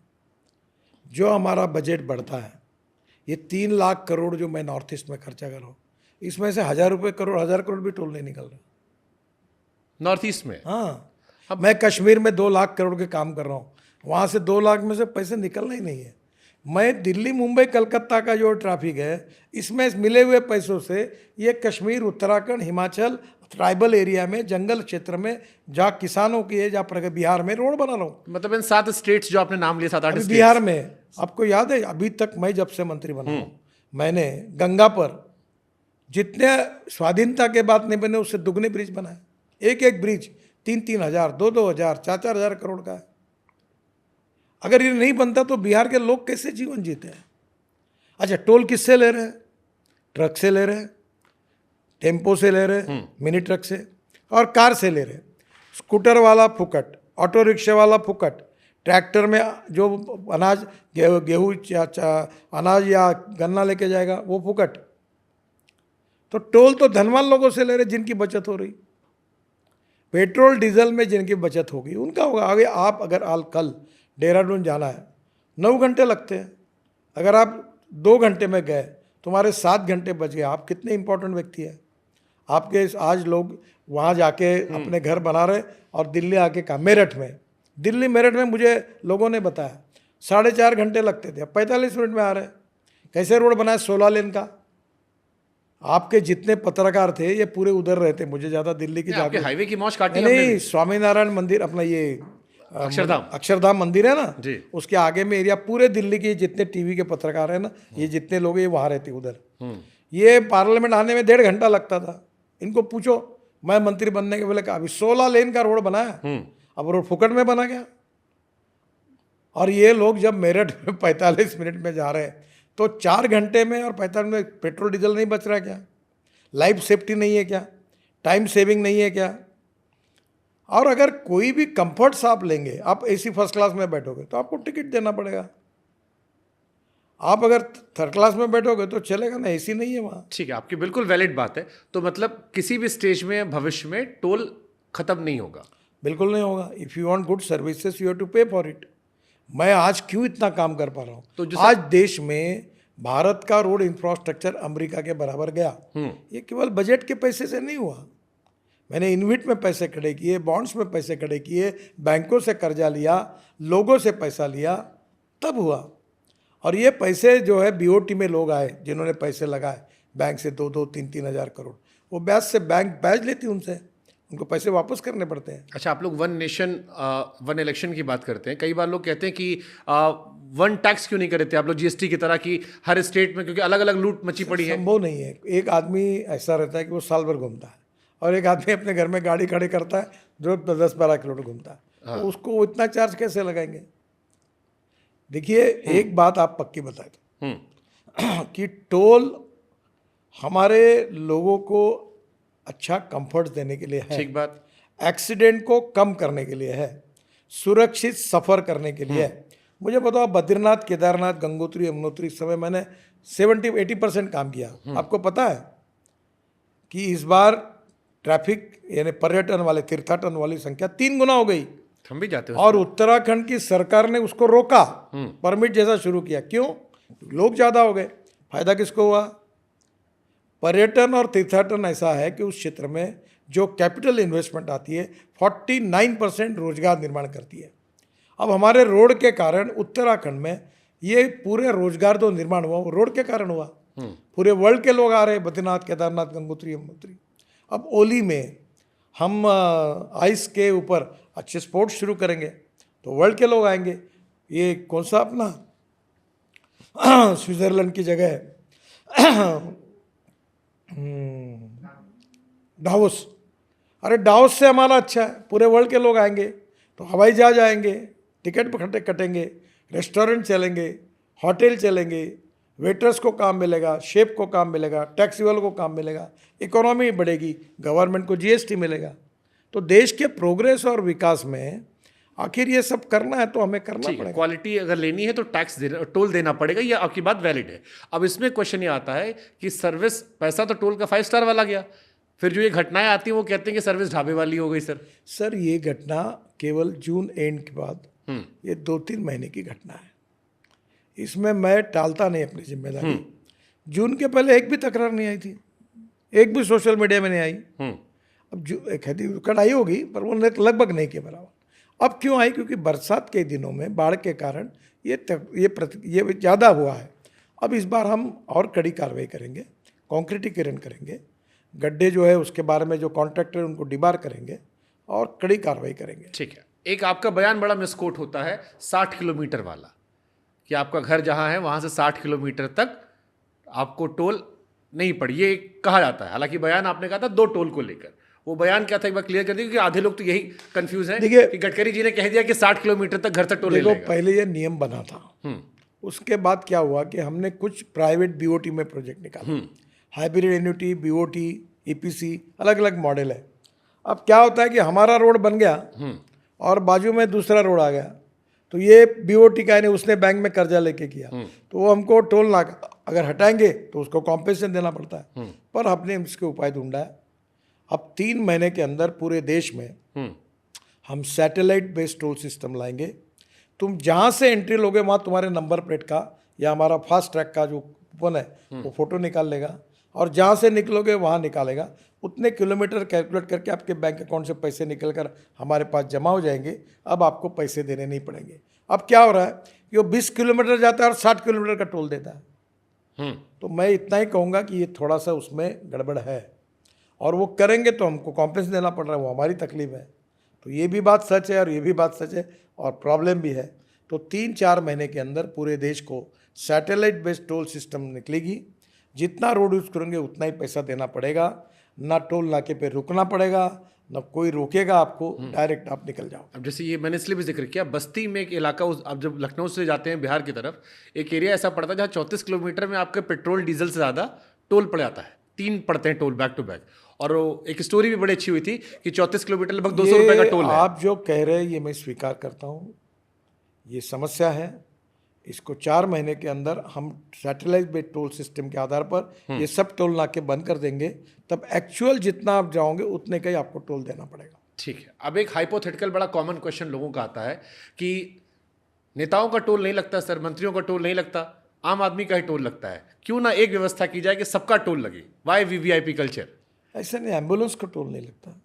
आपने 26 कैटेगरी अलग की है जो आपने, बट उसमें दिक्कत लोगों केवल नेताओं से होती है, बाकी तो एडजस्ट कर लेते हैं। वो नेताओं को लेकर थोड़ी लोगों की आंखें चढ़ जाती हैं कि इनके लिए सब होता है, संसद की कैंटीन में सस्ता मिलता है, सारे मामले इनके अलग होते हैं, जबकि इनको तो और देना चाहिए। मालूम नहीं कि संसद का कैंटीन का सस्ता खाना बंद हो गया। मतलब ये खबरें लगातार।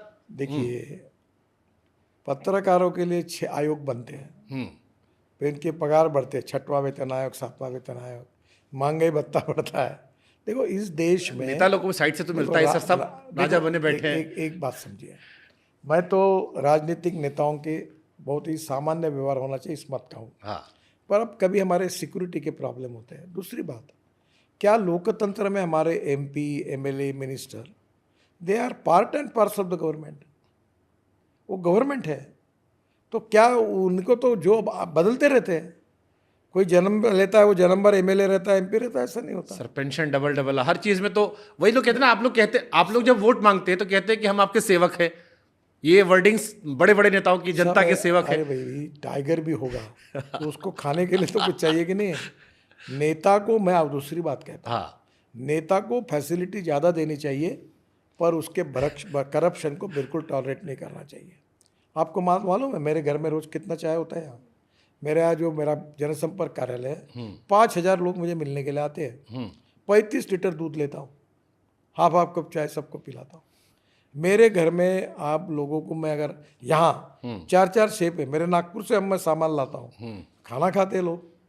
तुम नेता को भी वैसे रहना पड़ता है। तुम्हारे आता कोई? तुम्हारे लाइन लगा के आता कोई? लाइन लगा के आपकी तरह नहीं आते, बट आते हमारे यहाँ भी लोग। 5000 लोग। एक बार आओ मेरे जनता दरबार में, 16 पीए मुझे रखी है। अब मेरे पास जब काम इतना होता है तो लोग लगते हैं, टाइपिस्ट लगते हैं, कंप्यूटर ऑपरेटर लगते हैं, पीए लगते हैं, एक के अलग अलग डिपार्टमेंट है। दिल्ली का अलग है, मुंबई का अलग है, पुणे में अलग है, नागपुर में अलग है। तो ये सिस्टम को चलाने के लिए हमें ताकत तो लगती है। तो जो किसी गांव में बैठे किसी ने मुझे मैसेज किया होगा कि गडकरी से पूछेगा कि नेताजी टैक्स की टोल क्यों नहीं देते, हम क्यों देते हैं, उससे क्या कहेंगे फिर आप? देखिए, पहली बात तो ऐसी है कि जो सरकार में मंत्री है और जो एम्बुलेंस वाले हैं, किसान हैं, किसान जो ट्रैक्टर में अपना अनाज लेके जाता है, गन्ना लेकर, उसको टोल से माफ़ी है। अब दूसरी बात, अगर हमने, वो पत्रकार आते मुझे, हमारा टोल माफ़ करो, फिर स्वतंत्रता संग्राम सैनिक है, फिर दिव्यांग आएंगे, फिर अंधे आएंगे, फिर और कोई आएगा, महिला आएंगी। सबसे पहले तो अब आपको बताते मुझे शर्म आती है कि मेरे पास तृतीय पंथी भी आए कि आप हमें कंसेशन दो टोल में। अब मैं ये अगर करते रहूँगा तो फिर कर्जा कैसे चुकाऊंगा? ब्याज सहित पैसा लिया है जी। गवर्नमेंट के बजट पर सब काम नहीं हो रहा। और ये इतना बड़ा काम देश का वर्ल्ड स्टैंडर्ड का नेटवर्क टनल 2.5 लाख करोड़ की तो मैं टनल बना रहा हूँ। अगर आप मुझे पैसे नहीं मिलेंगे तो मैं काम नहीं कर पाऊंगा। फिर उसके बाद लोगों को जो तकलीफ होगी इससे 10 गुना ज़्यादा है। तो कभी ना कभी मुझे लगता है कि कहीं ना कहीं हमें जो सिस्टम हमने ली है उसमें कभी कभी लोगों के मन में इसकी नाराज़गी जरूर आती है। पर आज जो नाराज है वही कल एमएलए बन जाता है तो वो क्या बोलता है, मेरी सहूलत चालू रखो बोलता है। वो ऐसा नहीं बोलता कि मेरी ख़त्म करो। तो ये चलते रहता है, चर्चा होती रहती है। लोकतंत्र में अगर आप आम आदमी और एमएलए एमपी ये आखिर आम नागरिक भी है, कानून के प्रति सब दोनों समान है, इसलिए कोर्ट की सज़ा उसको भी होती है। पर जब काम करने के लिए उसको कोई फैसिलिटी देनी है तो ये हर जगह पर पूरे वर्ल्ड में जहाँ डेमोक्रेसी वहाँ ये पद्धति है। अब जैसे टोल को लेके आपने माफ़ी कहा, आप लोगों ने 2 नियम बनाए कि इस नियम के तहत जैसे 10 सेकंड से ऊपर अगर आपको टाइम लगता है तो आप बिना टोल दी जा सकते हैं। बट इसमें भी शिकायत आती है कि जो आप लोगों ने ठेका है वो प्राइवेट लोगों को दे रखा है, अब उनके लोग चढ़ जाते हैं लोगों पे। सर अभी ऐसा है और ट्रैफिक का भी ये वडोदरा से मेरे वडोदरा से एक बार ये वडोदरा से मेरे पास आया था, वो आपकी पार्टी के ही कई सारे लोग थे जो मुझे कह रहे थे कि गडकरी जी कहे कि बड़ा लंबा जाम लगता है, रोज लगता है जाम, रोज परेशान होते हैं। गुजरात वाले कह रहे थे। अभी मैंने एक सॉफ्टवेयर लिया है जो एनएचआई के चेयरमैन के पास, एडमिनिस्ट्रेशन के मेंबर के पास और मेरे पास है, और कौन से टोल पर कितनी बड़ी लाइन है ये हम देख रहे हैं। अभी आज यही बात हुई, कल हरियाणा में एक बस को आग लग गई हमारे टोल के 500 मीटर पे, तो पुलिस वालों ने 7 घंटा ट्रैफिक बंद किया। गालियाँ नितिन गडकरी को पड़ी। मैं आज चीफ सेक्रेटरी हरियाणा को पत्र लिख रहा हूँ कि तुमने ये 7 घंटा बंद क्यों किया? जो उसका जो कुछ रिपोर्ट करना था आधा घंटे में करते या बाजू ले जाके करते। लोगों को तकलीफ देने का क्या मतलब आता? और गालियाँ मैं करती हूँ, पाप उनका और मैं गालियाँ खा रहा हूँ। तो ऐसी बहुत सी बातें। अभी हमने टोल के ऊपर जो लाइन लगती है उसके बारे में सॉफ्टवेयर डेवलप किया है, और जो 4 महीने में नई सिस्टम आएगी उससे कोई लाइन नहीं लगेगी, रिलीफ मिल जाएगा, सुधार हो जाएगा। आपको एक बात होगा, जी फास्ट ट्रैक 99% पेनिट्रेट हुआ है। जब फास्ट ट्रैक नहीं था, जो पैसा देना पड़ता, तब कितनी लाइन लगती थी? हाँ। उसके बाद आज फास्ट ट्रैक से कितना बड़ा रिलीफ मिल गया। उसके बाद में भी अच्छा टोल आप बोलते हो, जो टेंडर भरता है, बैंक गारंटी देता है, हाईएस्ट ऑफर आती है उसको मिलता है। तो हमारे हाथ में तो कुछ नहीं बट उनको ये नियम नहीं पता होता, ये जो आप लोगों ने पीली पट्टी के पीछे लाइन या 10 सेकंड से ऊपर हो तो आप जा सकते हैं। एक बात जो है मैं स्वीकार करता हूँ, ये नियम है, पर इसको सिद्ध करना बहुत कठिन है। मतलब हमको भी नहीं पता था। आप जाऊँ अगली बार तो मैं भी कहूँगा पैसा नहीं दूंगा। आपको मैं बताऊँ, अगर लाइन लगी नहीं, इसके ऊपर तकरार करनी चाहिए। और मैं भी इस मत का हूँ धीरे धीरे कि हम ऐसी भी भूमिका तैयार करें कि अगर रोड ठीक नहीं होगा तो टोल बंद हो जाएगा। उस समय हम रोड भी खराब रखेंगे, गड्ढे भी रखेंगे और ऊपर से पैसा भी लेंगे, ये न्यायोचित नहीं है। और इसके लिए हम हमारे पीडी, आरओ और कॉन्ट्रैक्टर अथॉरिटी जिम्मेदार मानेंगे। तो तुम्हारी काम है। देखो, अगर आपने 5 स्टार होटल में गए और एसी बंद है तो आप बोलोगे किराया क्यों लिया मेरे से, एसी रूम का है। तो ये बात यहाँ भी लागू होनी चाहिए। शिकायत किसको करे? मतलब ये समस्या आती है, लोग आपको देखेंगे। अभी सर ये व्यक्तिगत रूप से मैं इसके बारे में पॉलिसी डिसीजन करूंगा, ठीक है, क्योंकि मुझे भी आपकी बात पड़ गई, ये अन्यायपूर्ण है, इसके ऊपर जरूर कार्रवाई करेंगे। चलिए, हम खुश हैं आपने ये सोचा।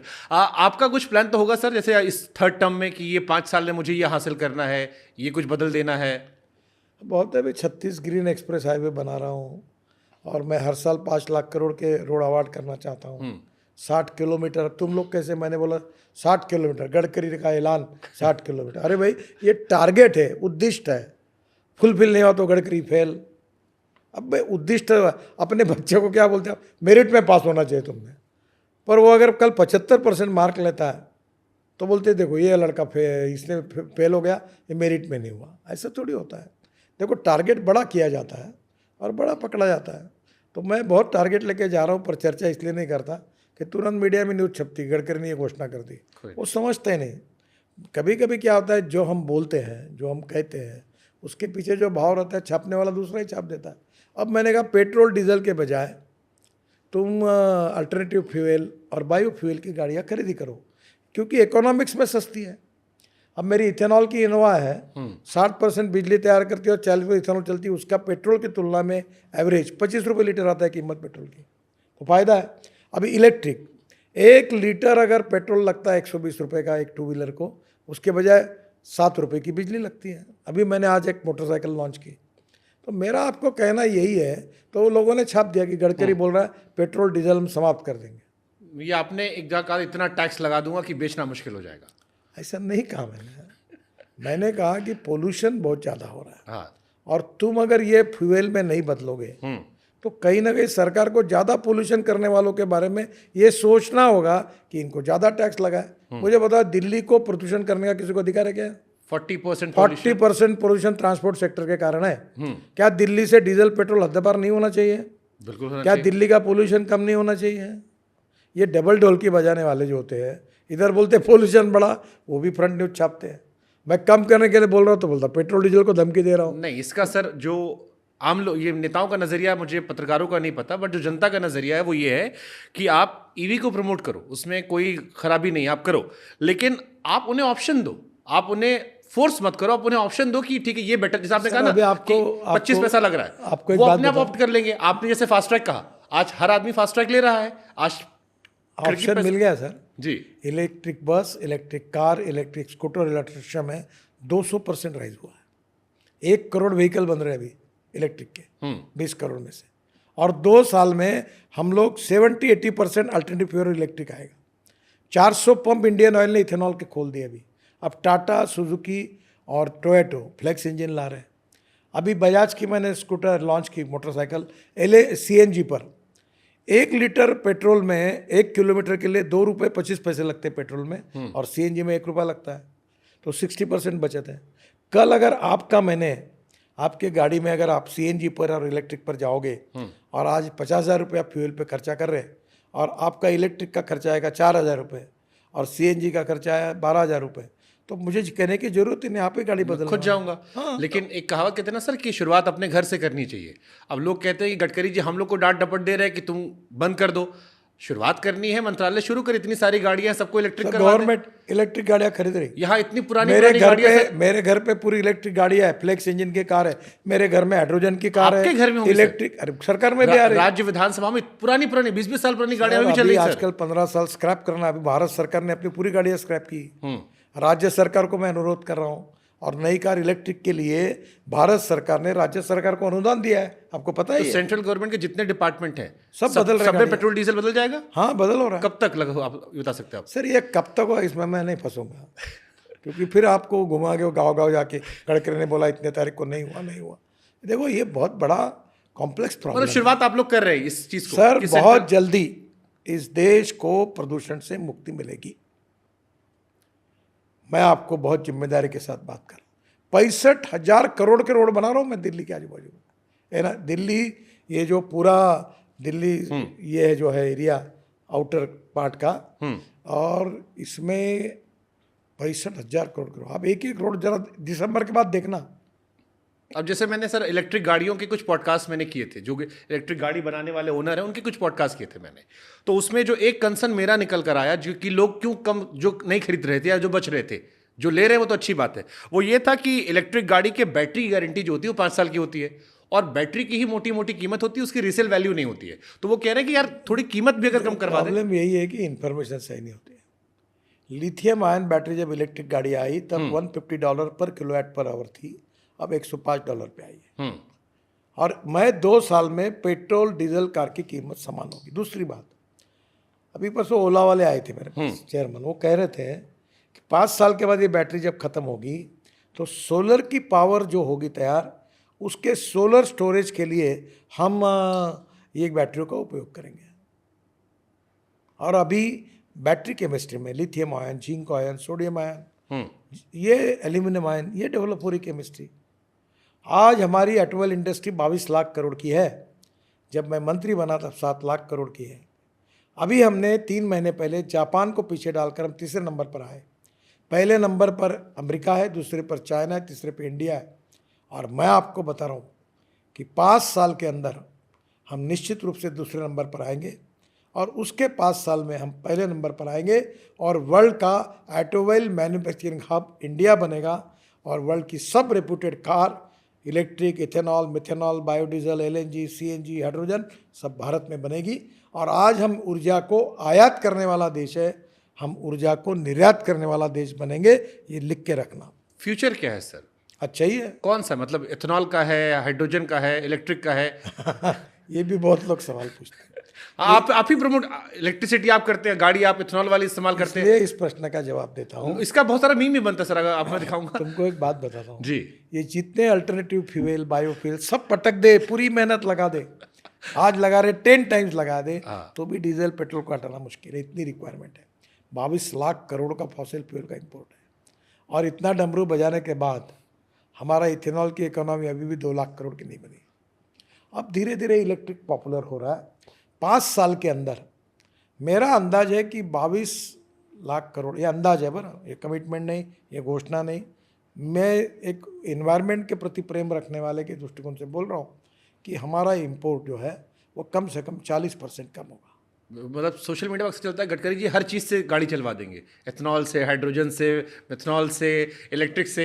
कई बार तो मैंने कहीं पढ़ा, शायद आपकी जो वाइफ है वो भी हैरान होती कि आप क्या क्या कह रहे, मतलब सर मेरे पास तीनों गाड़ी है ना। आप मेरा इंटरव्यू होने के बाद तीनों गाड़ी में चक्कर मारी है। देखो मैं जो बात करता हूँ, जो हर बात सिद्ध करके दिखाता हूँ, दिखाऊंगा आपको, नहीं होगी तो क्षमा। बट आप मिनिस्टर है सर, आप जो इंडिया के ग्राउंड लेवल पे, जैसे यूपी बिहार में गांवों में या और नॉर्थ ईस्ट में गांवों में, आपको लगता है कि इंडिया तैयार है इलेक्ट्रिक गाड़ियों के लिए, हाइड्रोजन गाड़ियों के लिए? सर ये नाराज मत होना। हाँ। ये जो विद्वान पत्रकार है, विद्वान है ना, अच्छे भाव में बोल रहा हूँ, जो जानकार देते हैं, यही प्रश्न पूछते हैं, गाड़ी बंद होगी तो तुम धक्का मारोगे क्या, फिर इलेक्ट्रिक का क्या? किसी की गाड़ी बंद हुई देखिए आपको? आपको पता नहीं। Arunachal, Meghalaya, Tripura, Nagaland, electric scooter, electric car. अभी मैंने आज इलेक्ट्रिक बाइक को लॉन्च किया, वो श्रीलंका में डीलरशिप खोली उन्होंने। आपको ये पता है कि 50% टू व्हीलर हमारे देश के बजाज, टीवीएस और हीरो के एक्सपोर्ट होते हैं, और अब इलेक्ट्रिक की गाड़ियाँ एक्सपोर्ट होगी। डोमेस्टिक मार्केट से ज़्यादा एक्सपोर्ट का मार्केट बड़ा होगा, और देश को सबसे ज़्यादा जीएसटी देने वाली इंडस्ट्री है। 4.5 करोड़ युवाओं को रोजगार देने वाली इंडस्ट्री है।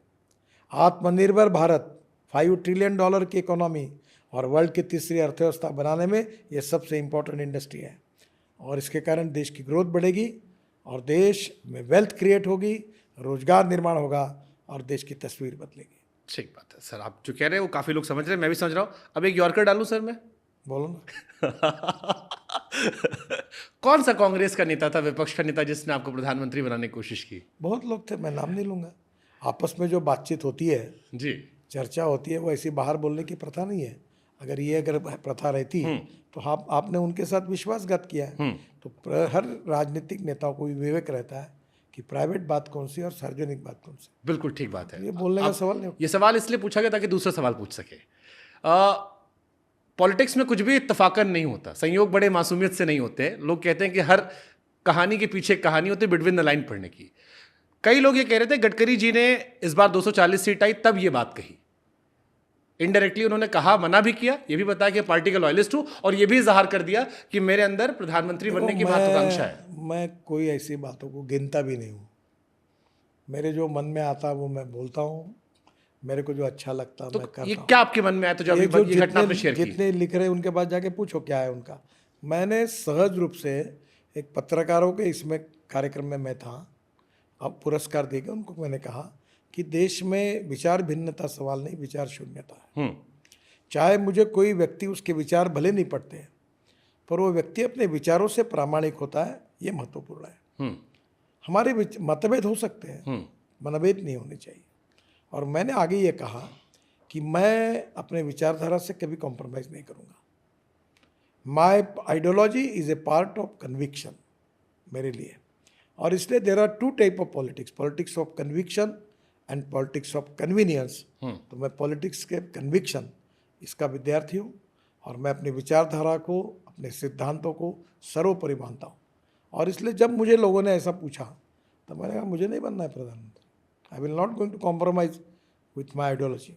मैं कहूँगा why you should going to make me prime minister and why I should will be prime minister with your help, because आपकी और मेरी आइडियोलॉजी डिफरेंट है, मैं नहीं करूँगा काम।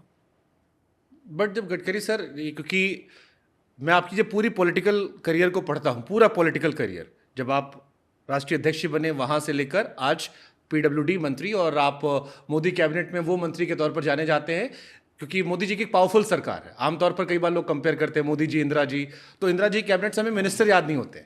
लोग कहते हैं कि नितिन गडकरी वो मिनिस्टर हैं जिन्हें 2050 में भी लोग कहेंगे कि हाँ हाँ एक पीडब्ल्यूडी मिनिस्टर थे और बड़ा गजब काम किया, ऐसा चलता है। तो आपकी एक अपनी आइडेंटिटी है, एक अपना इंडिपेंडेंट डिपार्टमेंट चलता है। लेकिन जो स्टेटमेंट्स आपके कई बार आते हैं, जैसे एक स्टेटमेंट था जो अपना घर नहीं संभाल सका वो देश नहीं संभाल पाया। एक स्टेटमेंट था राजस्थान में इधर गधे उधर गधे, घोड़ों के पास नहीं है घास, गधे खा रहे चमनप्रास, ओवैसी साहब ने उस पर मौज काट ली। तो कई बार आप कह तो देते हैं लेकिन वो आपकी पार्टी के लिए बैकफायर कर जाता है। आप जैसे अच्छे लोगों ने ये कभी भी ऐसे गलत बातों को इस्तेमाल नहीं करना चाहिए। ये मेरे एक एक भाषण ये 35-40 मिनट के हैं। ये वाक्य के पहले मैंने 5 मिनट कुछ कहा है, बाद में कुछ कहा हुआ है, और उसके रेफरेंस को काट कर एक वाक्य को कह देना और फिर उसको रिपीट करके उसके ऊपर लोगों के मन में कन्फ्यूजन क्रिएट हुआ ऐसी बात करना, it is against the ethics of journalism.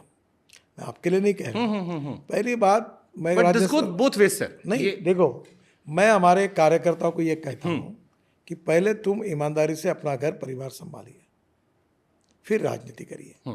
राजनीति ये पैसा कमाने का धंधा नहीं है।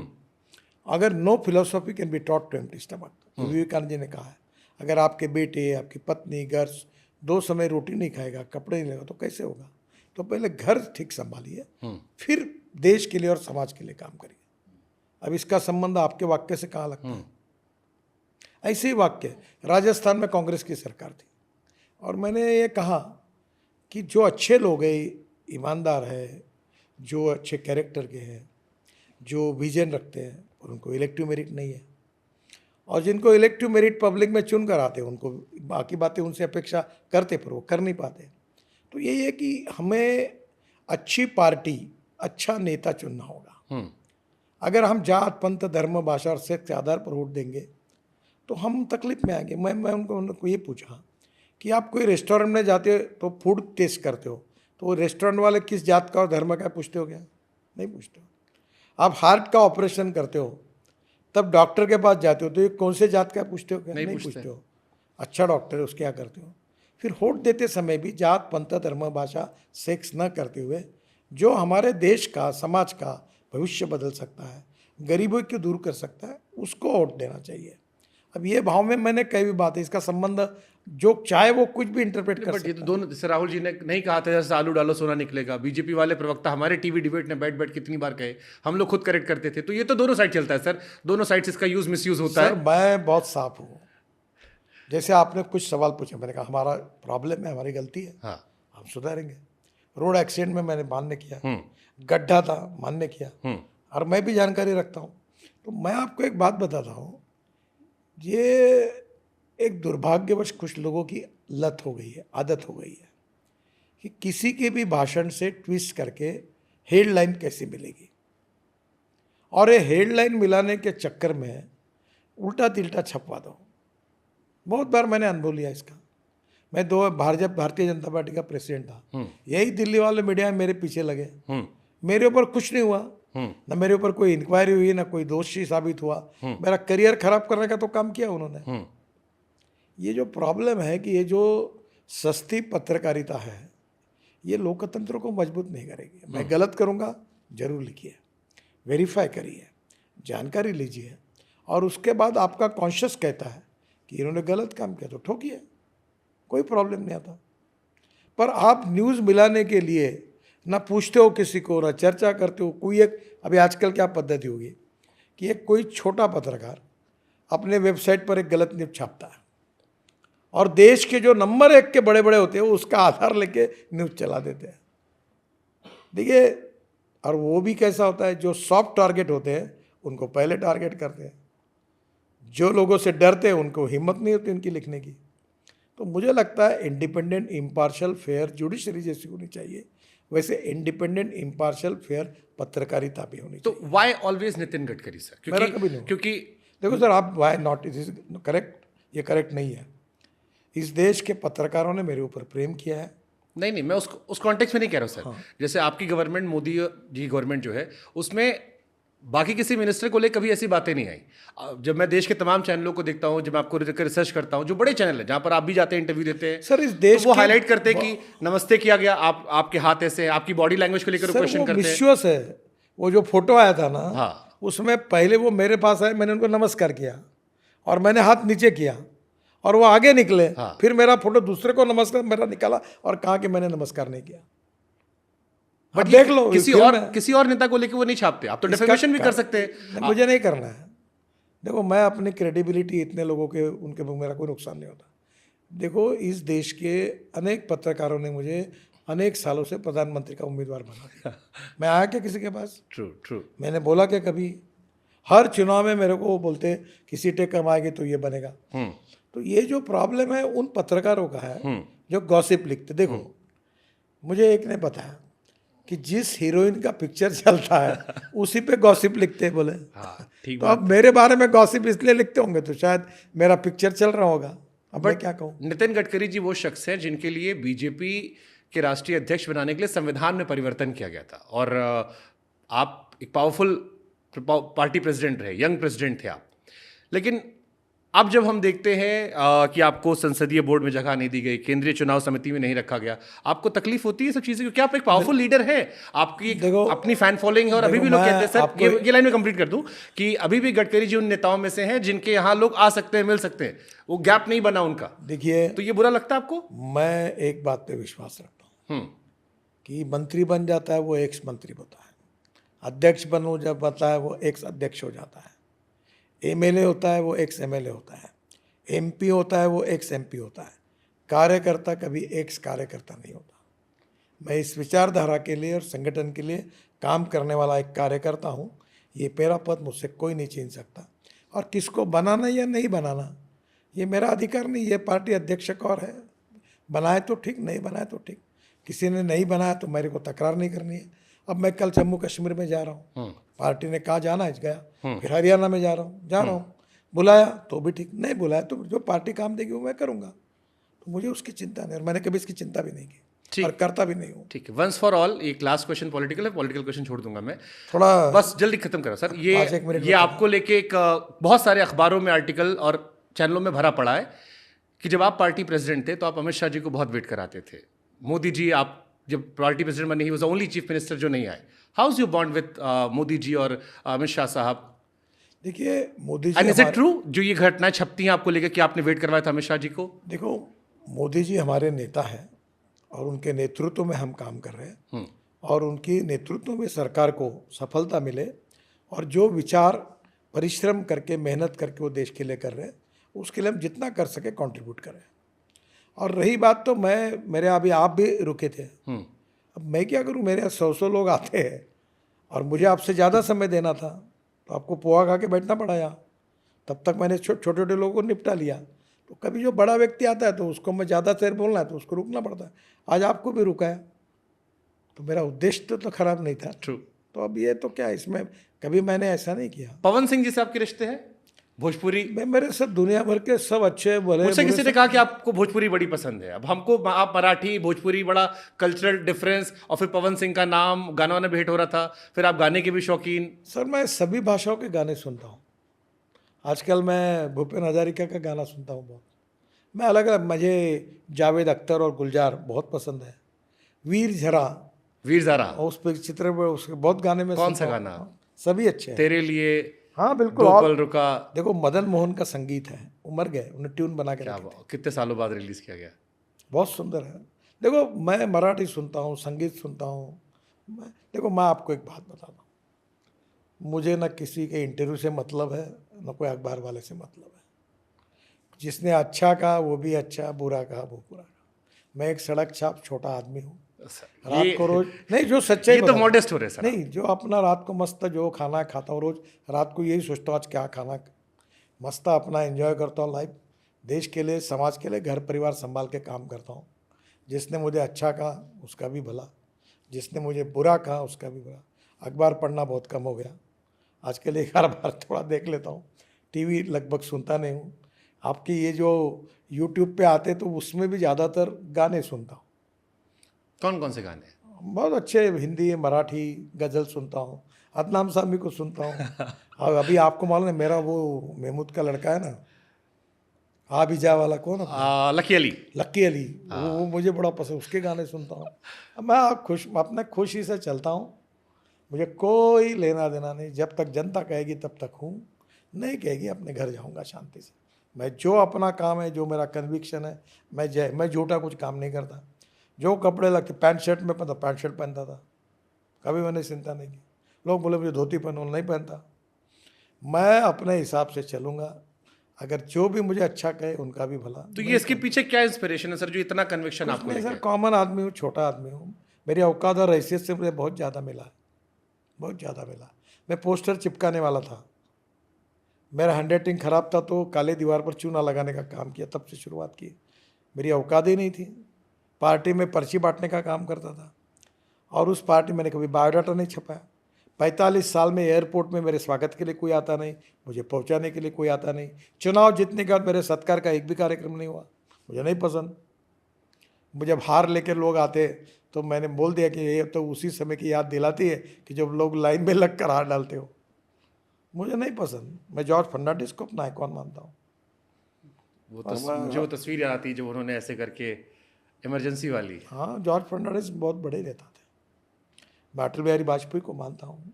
संघ के अनेक प्रमुख लोगों ने मुझे बहुत अच्छे संस्कार दिए।